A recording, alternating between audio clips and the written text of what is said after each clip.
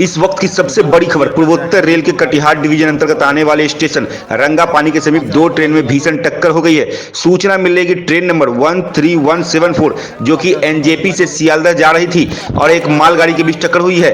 मौके पर relief team पहुंच चुकी है। अब तक घायलों और मृतकों का पता नहीं चल पाया है। बताया जा रहा है ये टक्कर ट्रेन के आमने सामने हुई है, जिसमें ट्रेन के परखच्चे उड़ गए हैं। आगे की रिपोर्ट जैसे ही आता है मैं आपको अपडेट करता रहूंगा। बने रहिए हल्ला बोल के साथ। তুই একটা দেখ এখান থেকে কোনো গাড়ি কম্প্রোমাইজ করা যায় কিনা। ৫,০০০ 7,০০০ লাগবে।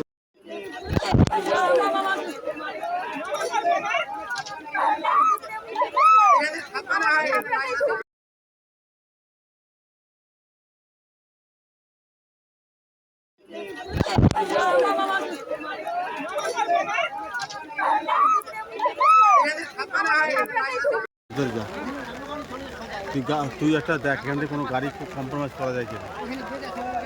৫,০০০ 7,০০০ লাগবে।